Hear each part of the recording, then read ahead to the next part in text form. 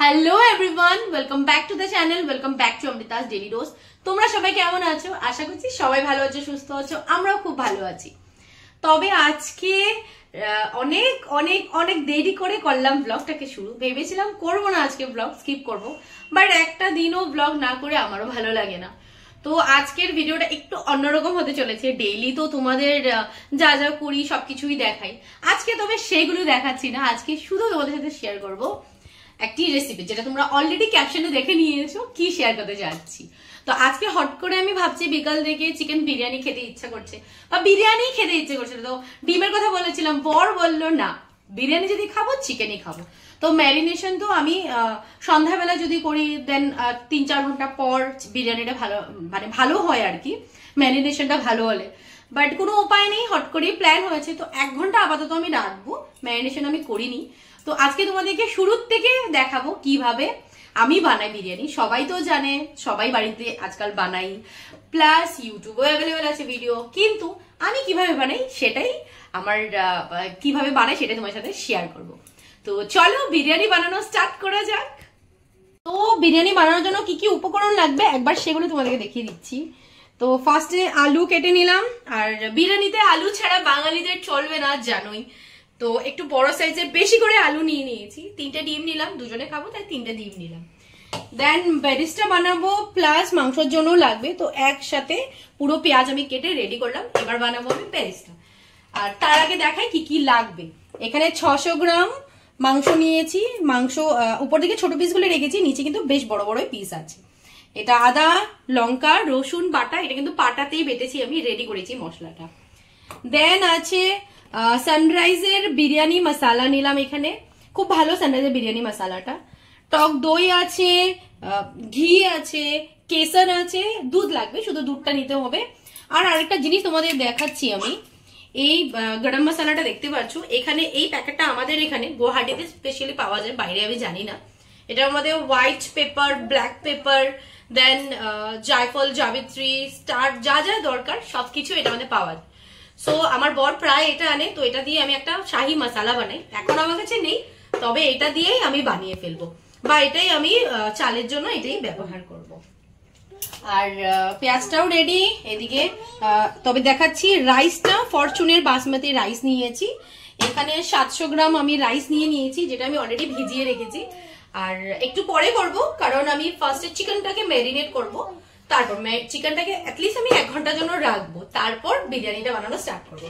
আর সবচেয়ে ইম্পর্টেন্ট জিনিস নিচ্ছি একটা লেবু, যেটা লাগবে, রস দেবো আমি চিকেন বানানোর সময়। দেন পুদিনা পাতা মাস্ট, সবসময় বিরিয়ানি ভালো হতে হলে লাস্টে ধনে পাতার পুদিনা মাস্ট। তো বাস আমি যেভাবে জানি সেটাই তোমার সাথে শেয়ার করছি। আমি কোনো শেফ না, বা প্র্যাকটিক্যাল বা প্রফেশনালি আমি কোনো রেসিপি শেয়ার করি না, বাট আজকে ইচ্ছে করছে তাই তোমাদের সাথে শেয়ার করলাম। তো সব জিনিস রেডি, তো চলো এবার ম্যারিনেট করা যাক। সো এবার আরম্ভ করে দিয়েছি চিকেনটাকে ম্যারিনেট করা। এখানে ফার্স্টে দিয়ে দিলাম আদা, রসুন, লঙ্কা বাটা।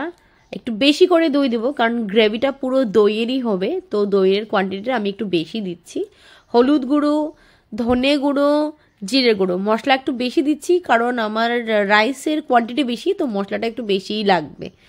তারপর নেক্সট আমি অ্যাড করে দিলাম একটু লাল মরিচের গুঁড়ো, এটা ঝাল না, এটা কাশ্মীরি রেড চিলি পাউডার। দেন নুন নিলাম স্বাদ মতো।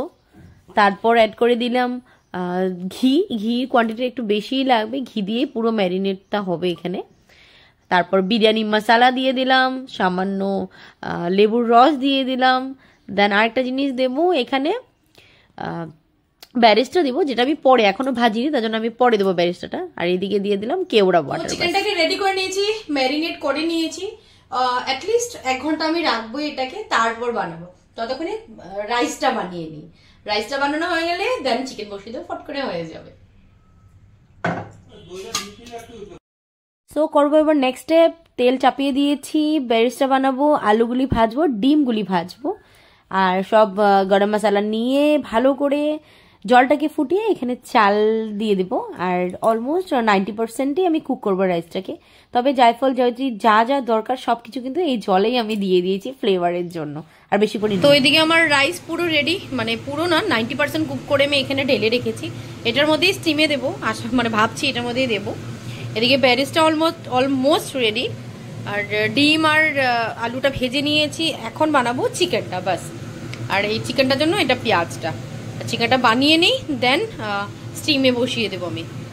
নেক্সট চিকেনটাও চাপিয়ে দিলাম, এটাকে ঢেকে রাখবো অল্প সময়, নিজে নিজে হয়ে যাবে। কারণ অনেক সময় 1-1.5 ঘন্টা নাগাদ ম্যারিনেশনই ছিল, তো বেশি সময় আর লাগবে না। হয়ে নেই, তারপর স্টিমে দিয়ে দেবো। এদিকে বিরিয়ানি হচ্ছে আর আমার মুখ থেকে হাসি বেরোচ্ছে, কারণ অনেকদিন পর বিরিয়ানি খাবো, তাও আবার বাড়িতে বানানো, নিজে বানাচ্ছি। হ্যাঁ, স্বাদ বানাই বলে তেমন কোনো ব্যাপার না, বাট বাড়িতে বসে শান্তি মতন যতটুকু রাইস লাগে, আলু লাগে নেওয়া যায়। হোটেলে গেলে সেটা আর ঠিক হয় না।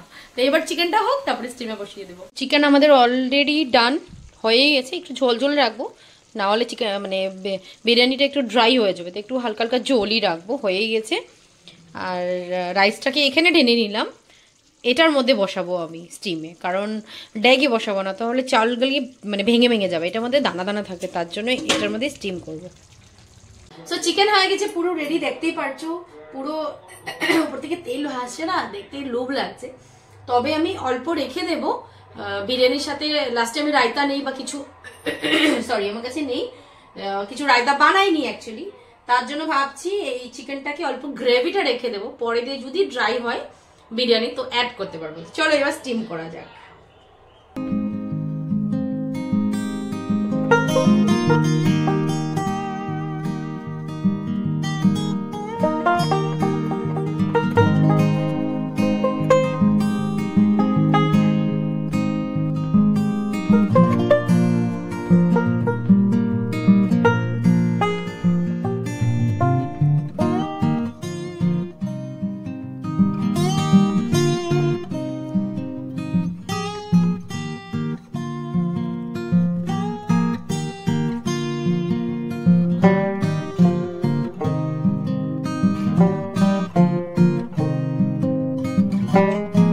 লেয়ারটা আমার রেডি, এবার কয়েকটা লেয়ার আমি বানিয়ে নেব, তারপরে স্টিম করব। ফার্স্ট লেয়ার আমার হয়ে গেছে, দিয়ে দিয়েছি। আমি জানি না গ্রেভি মেবি কম হবে, বাট আছে আমার কাছে, আমি গরম জল দিয়ে একটু বানিয়ে নিতে পারবো, যাতে দরকার পড়লে আমাদের ড্রাই না হয়। তো হয়ে গেল, এবার স্টিমে বসিয়ে দেবো। সো এবার লাস্ট প্রসেস বাস, তারপরে একটু রেস্ট করতে দেবো এটাকে। আর তাওয়া প্যানের মধ্যে বসিয়ে দিলাম, গরম প্যানে।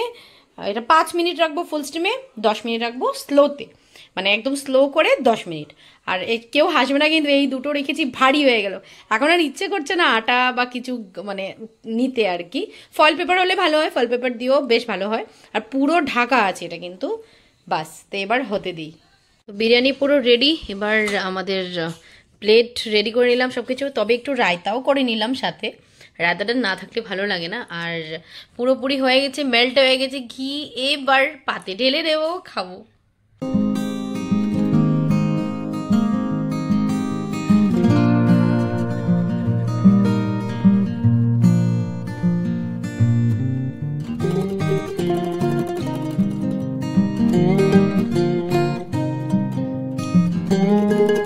দিয়েছি ওকে খেতে, খাচ্ছে ও। কেমন হয়েছে? ভালো আছে, সত্যি? জাস্ট থ্যাংক ইউ, তোমার ভালো লেগেছে। আর তো কেউ নেই। যাই হোক, আমরা দুজনে এবার ডিনারটা সেরে ফেলি। খাওয়া দাওয়া আমাদের শেষ, 12টা অলমোস্ট বেজেই গেছে, ক্লিন হয়ে গেছে সবকিছু। আর আজকের ভিডিওটা একটু হাটকে করার চেষ্টা করলাম রোজকার দিন থেকে। আর তোমরা এখনো যারা যারা সাবস্ক্রাইব করনি, প্লিজ প্লিজ প্লিজ সাবস্ক্রাইব করে দিও। আর আমার এই ভিডিওটা দেখতে তোমাদের যদি অল্প ভালো লেগে থাকে, প্লিজ একটা লাইক করে দিও, এটা আমার জন্য অনেক অনেক অনেক মূল্যবান। তো চলো আজকের মতো ভিডিওটাকে তবে এখানে এন্ড করছি। আশা করি আমার ভিডিও দেখতে তোমাদের খুব খুব ভালো লেগেছে। যদি ভালো লাগতে please do like, comment and subscribe to my channel. কাল দেখাবে নতুন একটা ভিডিওতে, নতুন একটা ব্লগিং এ।